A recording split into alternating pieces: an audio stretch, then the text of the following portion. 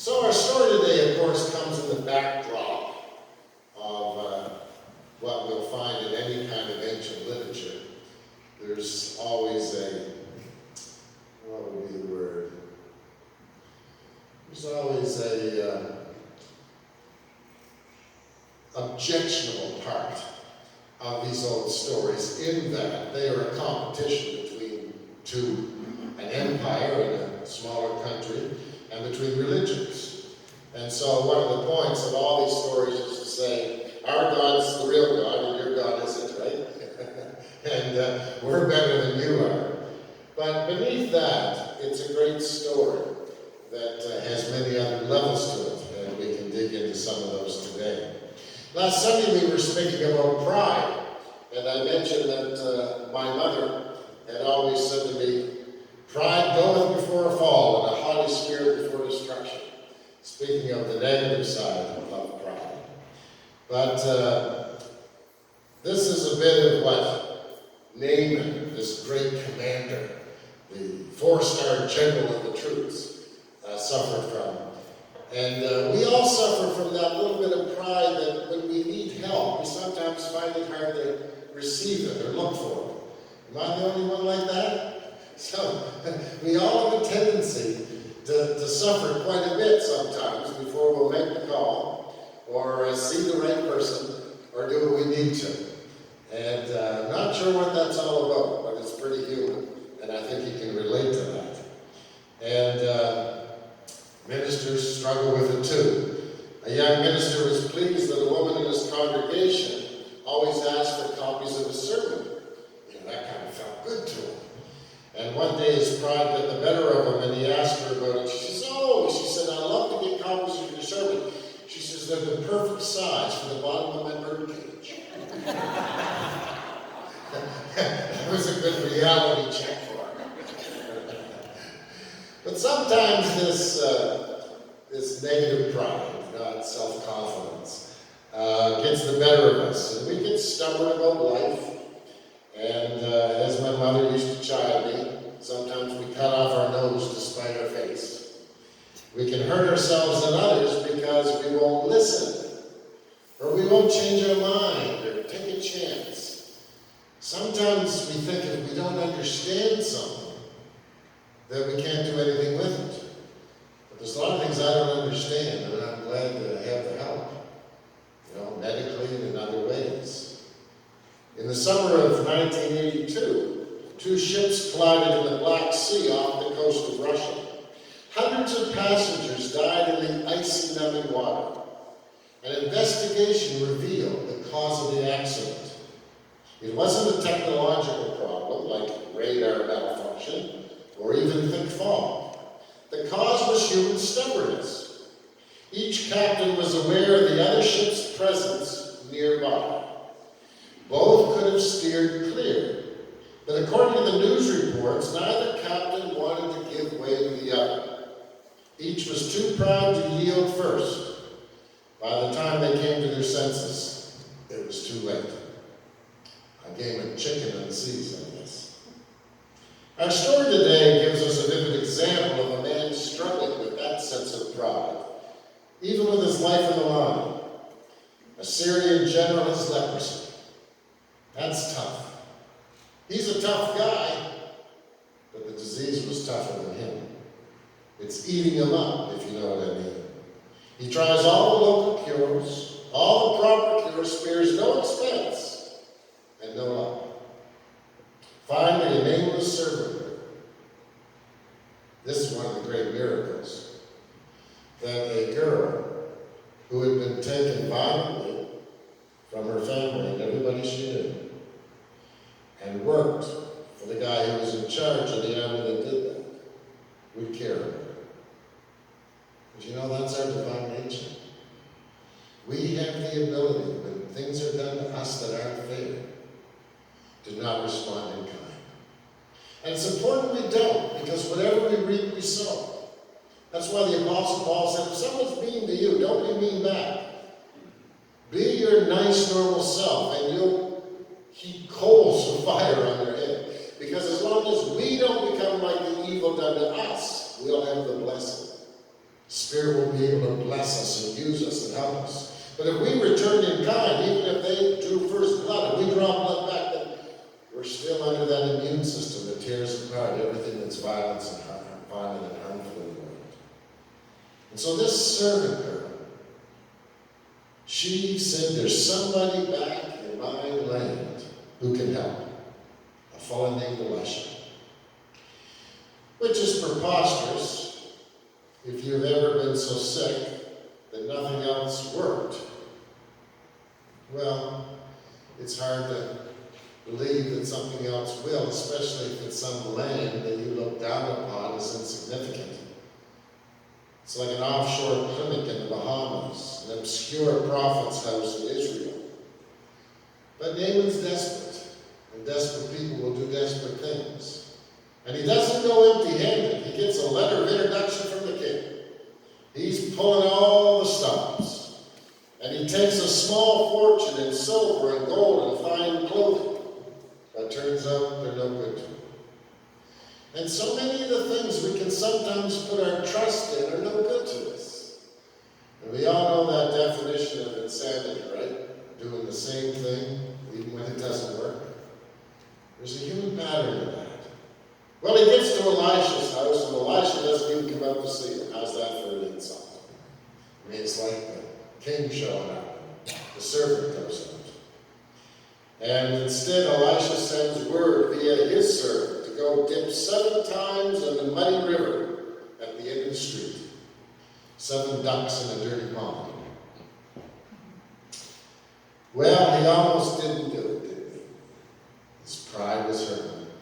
Actually, Babylon was known for its beautiful rivers. And here he comes, and he's supposed to dip into a muddy, dirty-looking river 7 times, no less. He expects this holy man will do holy things, make holy gestures, say holy words, offer holy incantations, dance holy dances, maybe even sacrifice holy animals. What he does not expect is to hear a virtual nobody tell him to go down to the end of the block and jump in the river. Life can work out, even when we wonder how. But I want to tell you, the older I get, the more I see that it seldom works out the way we expect. And so if we're not open to some change in a different way, we might miss the blessing. River, he feels. I've got better rivers back in Damascus. You call this a river? You call Elisha a healer? But any place can be a holy place. Any place can be a healing place. The word Christ simply means anointed one. And when we read our Bible scriptures, we find that the earth is anointed too. When Jacob laid down with his head in a rock and had that dream, where he was reassured that God was with him, even though his brother was coming out to get him for stealing from him. And that rock he anointed. We live lives of anointment. This whole world, all the life in it is anointed. It's all precious. It's all part of the divine. And so rivers can be anointing places. Wherever you like to go, is there a park you like to take a walk in? Is there a special spot you like to sit by the water? It's an anointed place, a healing place. And God often shows up and surprises us, and not the way we sometimes expect. Naaman's pride is pricked, he's angry, he's putting together a breathtaking array of colorful language. Naaman's presence, who had struck the fear in the heart of so many conquered kings. He sends a servant out, he is met by a servant who tells him to dip in a river. And so, for a moment, he's going to leave. He's going to go back home with his leprosy. Forget it. Turn the caravan around, he says. I went to university in Tennessee for a few years. A classmate of mine had a dad who was a doctor. He told me that his dad was working in the emergency room in the hospital one night when a very ill and frail elderly woman was admitted. He went to to treat her, but she refused treatment because he was African American. No one could persuade, cajole, or otherwise convince her to change her mind. Her pride and stubbornness cost her dear. Stubborn pride always costs us something. Perhaps it's stubborn pride that we just won't talk to that relative anymore. Who cares about my leprosy? Naaman says, let's go home. But let's not be too proud to do the right thing. Let's not be too proud to change our minds. Let's not be too proud to receive the blessing that life has for us. God has spoken to Naaman through a young slave house boy, his lowest servant. But his servants saved the day. They say, Naaman, don't go home in anger. What if? What if? What if this will work? And that challenge by his servants, he must have been scared challenging them, because back in that day, he could just cut the head off. The challenge of the servant slaps him back to reality, and his pride gives way. He reaches his breaking point. How often we've heard that? We've got to come to the end of ourselves sometimes before we'll seek help, before we'll go into recovery, before we'll make the appointment, before we'll make the change. He lets go of his baggage of expectations. He lets go worry what the soldiers are going to think. He's a leper who desperately needs to be cleansed, and going into that water may not help him. It's not going to hurt anything but his pride. And what if? What if it works? It's a shame how far down the wrong road we sometimes have to go before turning around. It's amazing how many times we have to relearn the same lessons. It's sobering to realize how much drama we're capable of creating because we can't imagine something better, because we can't imagine things working out, because we can't muster the faith to say, what if?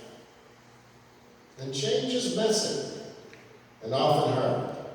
I'm sure Naaman felt mighty foolish as he took those steps down into the river. The mighty warrior ducking under once, nothing happens, and twice, and nothing happens, and 3 times and nothing happens, 4, 5, 6, 7. Maybe once he was committed to it, he just went gung-ho, you know. Or maybe he went down and was, oh, gee, this is ridiculous. Maybe every one of those dips was agonizing for him. What do you think? Sometimes we quit just before the blessing comes. Sometimes we give up too soon. Sometimes we have to turn around and go back to the Jordan and start all over. For example, it takes on average 7 serious tries to quit smoking. So what if you never try after the 6th one? Some do it the first time, so for some it takes 12 tries. Persistence is needed in life. Resilience. Nathan has to duck down into that water 7 times. Well, bless his heart and body, he finally put his stubbornness to good use and stuck with what the prophet directed him to do by the way of his lowly servant. And when it was done, he walked up the bank of the Jordan River, and as the scripture says, his flesh was restored and became clean like that of a young boy. More than the leper's scales had washed off Naaman's body in the water, so did the pride and arrogance that he had brought with him. Because he had found healing. He had found forgiveness. He was given new life. And that's what the Gospels are all about. Reminding us that there's a way through whatever is eating away at our spirits, whatever's eating us alive from the inside out. Healing, forgiveness, new life, a new beginning, a way to transcend our old dramas.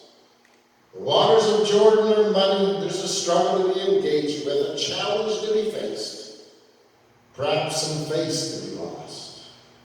But if we'll follow the call to health and wholeness, we will come up out of those muddy waters, cleaned up, forgiven, and able to be all that we're meant to be, able to be the person that the people around us need us to be. If we'll just lean into that question, what if? What if? Thanks be to God.